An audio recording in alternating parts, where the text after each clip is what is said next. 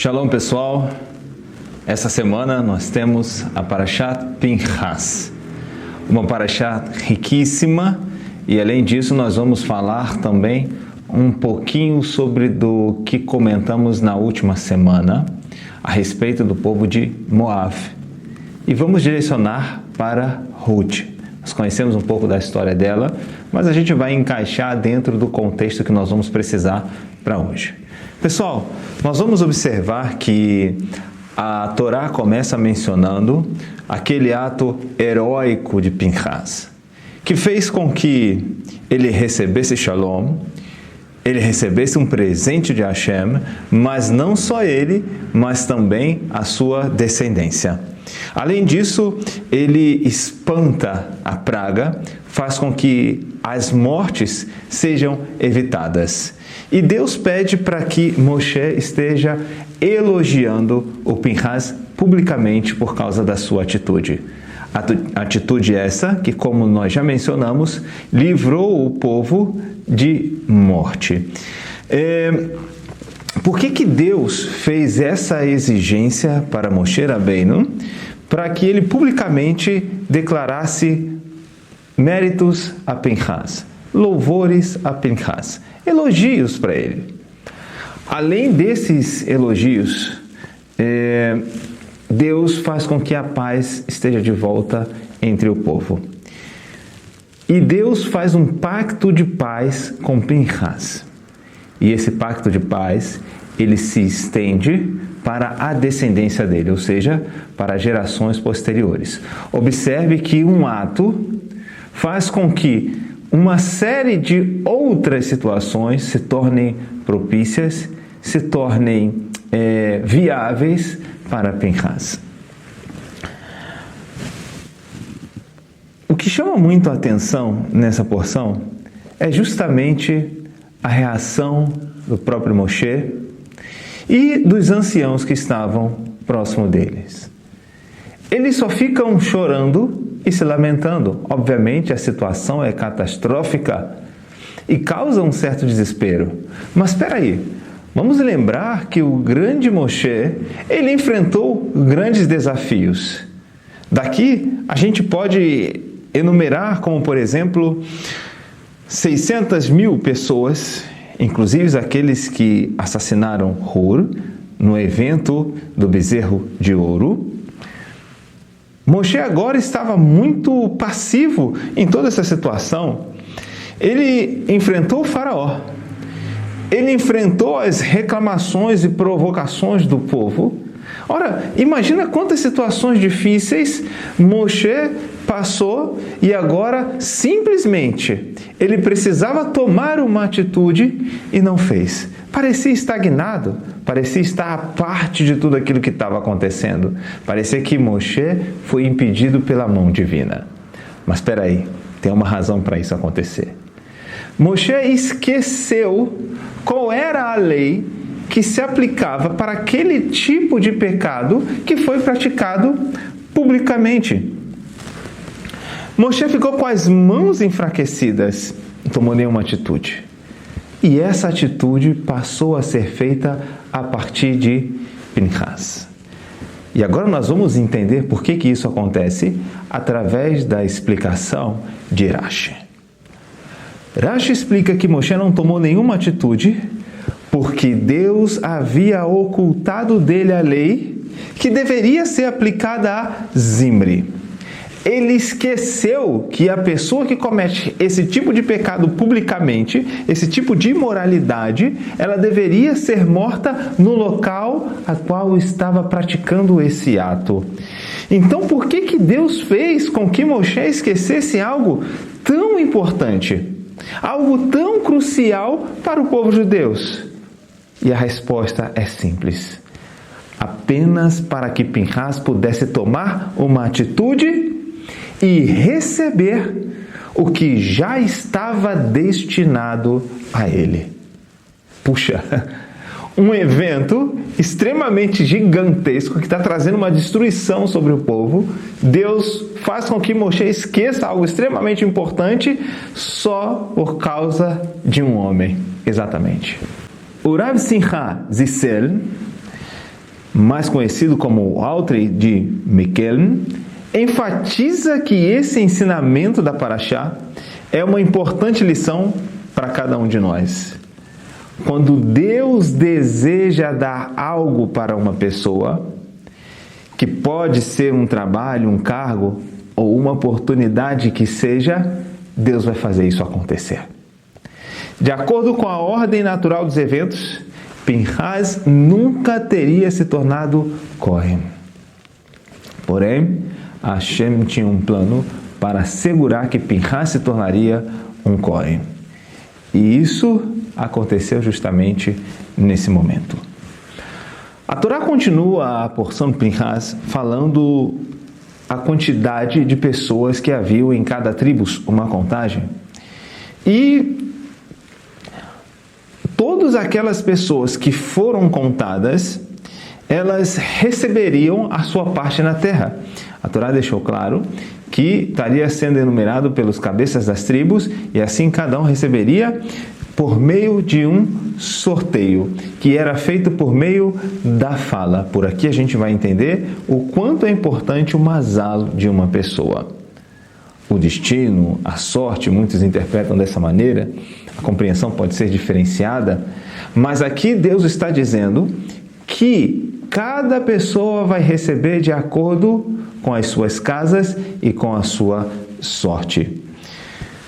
Obviamente, a Torá narra posterior a situação de que as famílias maiores recebem porções maiores. As famílias menores irão receber porções menores.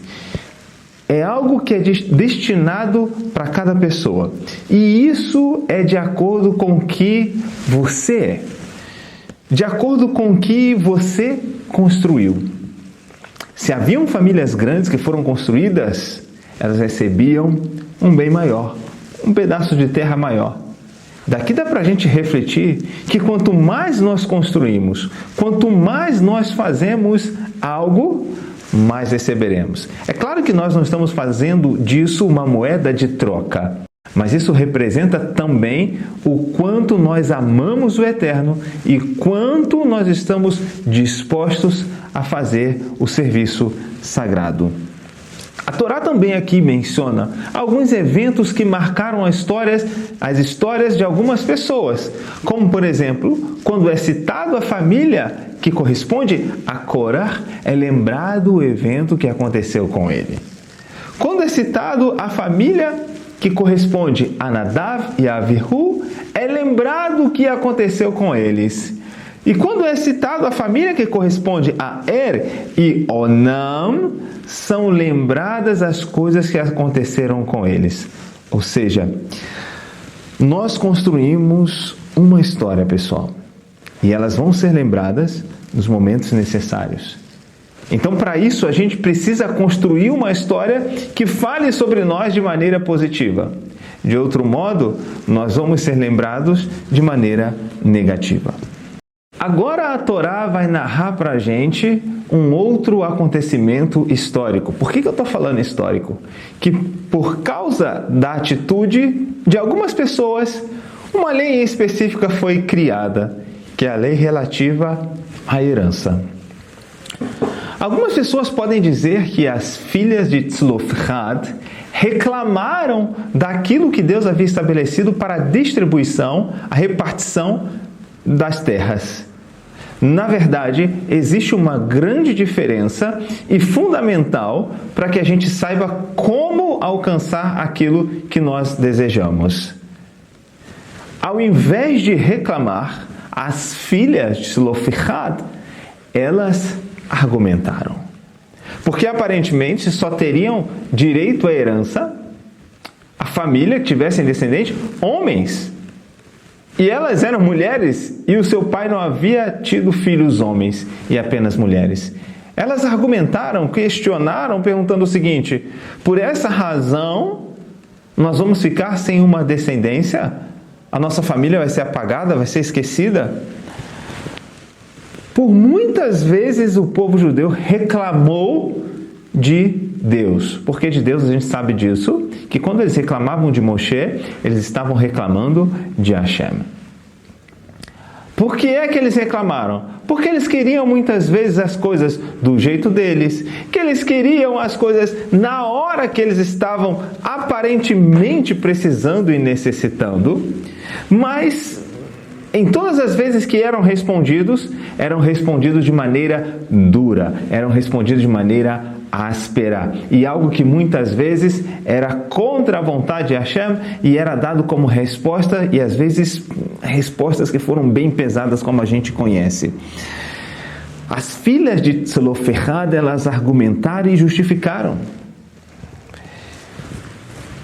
Elas não acusaram seu pai, porque o pai delas morreu também no deserto, e elas explicaram para Moshe, dizendo: olha, Moshe, nosso pai morreu por causa do próprio pecado dele. Não foi porque ele se envolveu na rebelião, não foi porque ele se envolveu em questões do bezerro de ouro. Não, ele morreu por causa do pecado dele. Aqui foi muito inteligente da parte delas e muito sábio. Elas não acusaram para tentar se beneficiar, já que elas estavam vivas. Pessoal, vamos raciocinar o seguinte: se elas estão vivas, é porque realmente Hashem queria dar algo a elas. E foi justo o argumento que elas trouxeram para Deus. Vocês vão entender aonde eu estou querendo chegar. Elas queriam sim uma chance de mostrar que as coisas poderiam ser diferentes, mesmo para a família delas, cujo pai teve um histórico de morte por causa do próprio pecado. Elas lutaram pelo direito que elas tinham.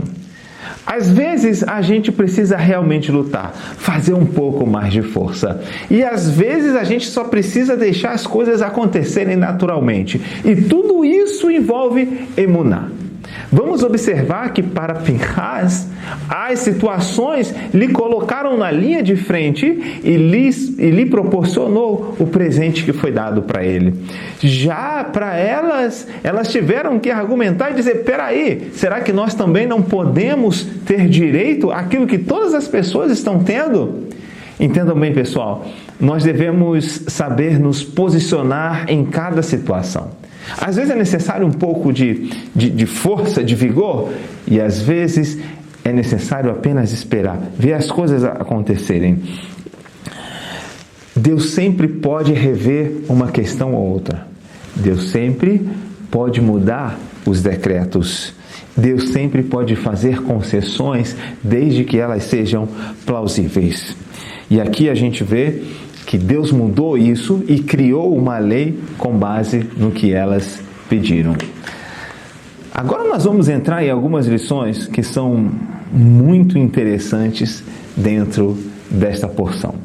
Além disso, vamos referenciar a porção passada. E isso aqui vai nos dar uma ideia do quanto nós devemos ter emuná em Hashem em primeiro lugar, autoestima, confiar em si mesmo, acreditar no seu potencial. A chave do sucesso, pessoal, é nunca desistirmos dos nossos esforços, mesmo diante dos grandes fracassos. Vamos lembrar Bilam? Bilam, infelizmente, utilizou isso para o lado negativo. Mas observe, por 3 vezes ele tentou e deu errado. E ele desistiu? Não. Ele foi humilhado por Balaque e desistiu? Não. Ele ainda assim tinha uma carta na manga que ele disse que ia resolver o assunto e que ia funcionar. Ele foi até ridicularizado, mas ele persistiu e não desistiu. Pessoal, vamos pensar o seguinte: se até mesmo uma pessoa que escolhe o caminho errado, ela consegue ter sucesso por causa da sua insistência, que será mais daqueles que optarem pelo caminho correto? Se nós formos persistentes e não desistirmos, mesmo que hajam diversas situações iniciais para tentar nos frear, certamente a gente vai conseguir sucesso naquilo que a gente está desejando. É muito importante que nós tenhamos autoestima para que a gente possa alcançar o sucesso. Vamos lembrar de um outro assunto? Nós falamos também do povo de Moab, os moabitas. Dos moabitas, quem veio de lá? Todo mundo conhece? Ruth. Ruth foi criada como uma mulher refugiada? Não. Ruth, se fosse criada talvez como uma mulher refugiada, jamais saberia o seu valor. E jamais ela talvez poderia não ter desempenhado o seu importante papel. Ela seria bisavô de Davi Melech. Ela nasceu na aristocracia. Mas mesmo quando a própria pessoa ela não acredita no seu potencial, ela pode nascer na aristocracia, ela pode nascer num berço de ouro, ela pode nascer de qualquer forma. Se ela não acreditar em seu potencial, ela nunca vai se esforçar. Ela nunca vai alcançar sucesso, porque ela não tem autoestima. A primeira dificuldade que surge quando a pessoa não acredita no seu potencial, quando ela não tem autoestima, ela logo desiste. Observe Pinhas. Aquelas pessoas que estavam praticando um ato pecaminoso eram príncipes, eram pessoas de destaque, não eram qualquer pessoas do meio do povo. Imagina se ele olhasse e dissesse: olha, eu sou muito pequeno perante esses dois que estão fazendo um pecado, deixa eles lá e depois a gente resolve isso. Ele falou: não, está errado, vamos corrigir. Ele também soube aproveitar essa grande oportunidade. Claro que a gente não precisa nascer na aristocracia para saber o nosso verdadeiro valor. Mas o que eu estou querendo comparar aqui é que é necessário uma pessoa ter autoestima, se projetar em ambientes que façam com que ela se sinta assim. Cada pessoa tem o seu potencial único. E esse potencial, ele é especial dentro da vida de cada um para que se possa cumprir o seu propósito. Veja Yehoshua, na Parashat Pinhas, Moshe se preocupa em eleger um sucessor. E o que acontece no meio de tudo isso? Yehoshua está perante a anciãos, a pessoas muito nobres, a pessoas muito inteligentes, sábias. Mas ainda assim, quando algo chega nas mãos dele, ele assume o papel. E assim conta o Hafetz Haim, que aqueles anciãos, ao verem que Yehoshua, uma pessoa que estava ali no convívio deles, foi escolhido como sucessor, eles sentiram inveja. Inveja boa, vamos falar assim. Eles se sentiram arrependidos, por quê? Perderam inúmeras oportunidades de estarem perto de Moshe Rabbeinu e crescerem espiritualmente em sabedoria e em conhecimento. Ou seja, como eu falei no vídeo durante a semana, muitas vezes a gente desperdiça grandes oportunidades. No final dessa porção, Deus dá um aviso para Moshe que o dia de sua morte está chegando. E que agora Moshe se preocupa rapidamente, ao invés de se preocupar consigo mesmo, ele vai se preocupar em escolher um novo líder para os Bnei Israel. E ele rapidamente, de maneira sábia, ele aponta o seu aluno Yehoshua. E ele tinha todas as características necessárias para assumir o seu papel.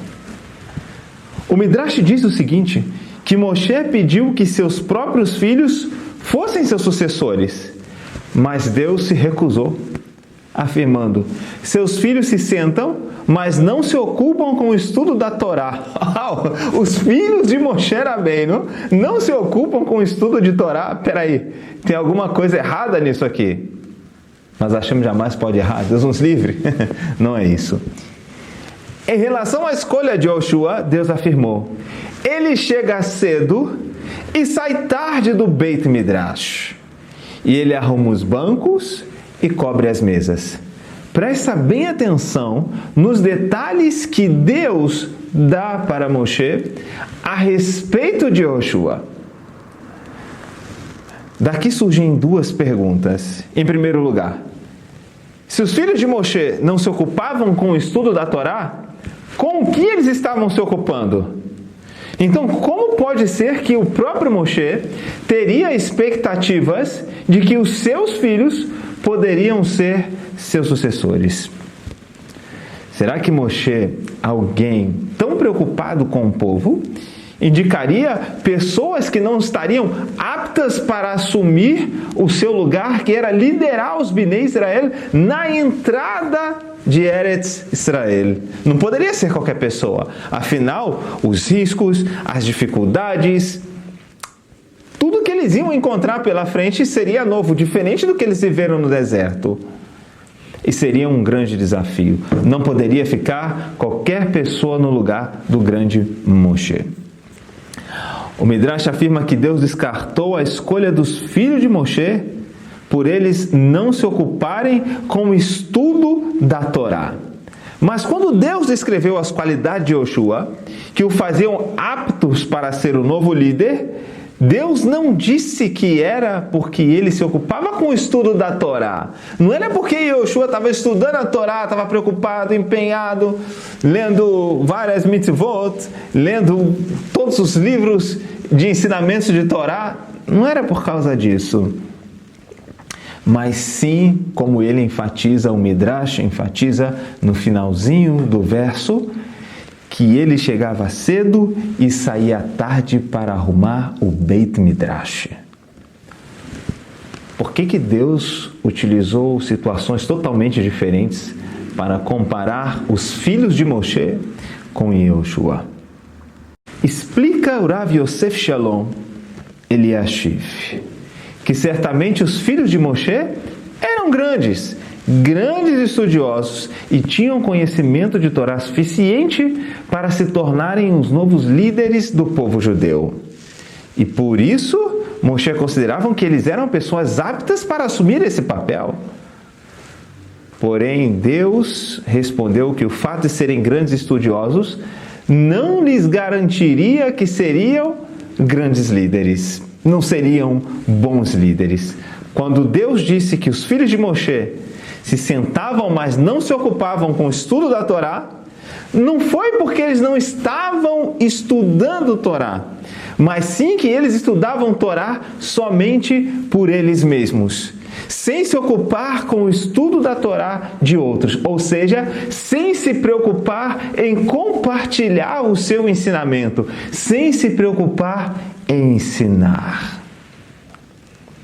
Deus ressalta que a característica principal de Yoshua era que ele arrumava o Beit Midrash. Isso é muito além de estudar a Torá. Sabe por quê? Ele se ocupava em arrumar o Beit Midrash para possibilitar para outras pessoas estudarem Torá, para outras pessoas se ocuparem com o estudo de Torá em um local adequado, em um lugar confortável. E isso nos ensina que quando a gente não se preocupa com o estudo da Torá dos outros, é considerado que há algum tipo de falha no nosso próprio estudo. Para a gente terminar o nosso comentário de hoje, e nós vamos utilizar uma história que tem muita conexão com Pinhas e também com Yoshua. Acredite principalmente em seu potencial e tenha autoestima. Mesmo que tudo que está perto de você não seja muito favorável, mesmo que você faça comparações com outras pessoas, o que nunca deve ser feito, acredite no que você pode fazer. Acredite em você mesmo. Assim diz a nossa história. 2 sementes descansavam lado a lado, em um solo totalmente fértil. A primeira semente, mais corajosa e com autoestima elevada, disse o seguinte: eu sou uma semente e quero mais da vida. Eu quero crescer, quero enfiar minhas raízes às profundezas do solo e fazer meus brotos rasgarem a superfície da terra.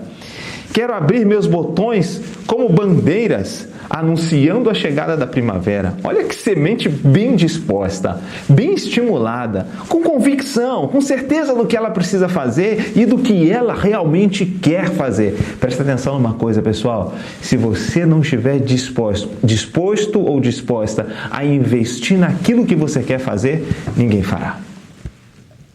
Ninguém fará. Se você não acreditar, você não irá transmitir confiança para que os outros também acreditem em você. Eu quero sentir o calor do sol e a bênção do orvalho da manhã em minhas pétalas. E assim essa semente o fez. Teve suas dificuldades iniciais, mas se esforçou e se transformou em uma linda flor. Já a segunda semente, que não tinha coragem e uma autoestima muito baixa, ela disse o seguinte: eu tenho medo, eu sou uma pequena semente. O que eu posso querer da vida? Eu sou muito pequeno. Se eu enviar minhas raízes às profundezas, eu não sei o que eu vou encontrar na escuridão. Reflita, pessoal. Presta atenção nisso. Ela está com medo de se expandir porque não sabe o que vai encontrar pela frente. E se eu rasgar a superfície dura, posso acabar danificando os meus brotos. E se eu deixar que os meus botões se abram, um caracol pode vê-los se abrir e vir comê-los.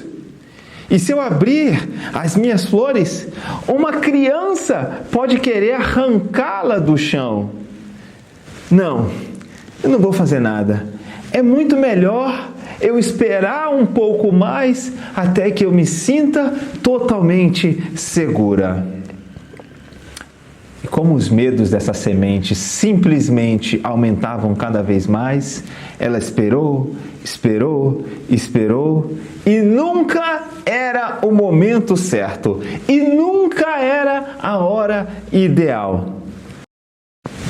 Até que um dia, uma galinha à procura de comida encontrou aquela semente que estava justamente à espera de segurança e rapidamente a comeu. Moral da história? Aqueles que não acreditam em seu potencial, que se recusam a correr riscos para crescerem, que se acomodam em sua zona de conforto, acabam sendo engolidos pela vida. Que Hashem nos dê toda a sabedoria necessária, nos dê coragem e força para que nós possamos cumprir a nossa missão, cumprirmos o nosso papel. O que foi, filho? Tudo bem? Vamos lá. Sim. Tá bom. Pra mim fica diferente.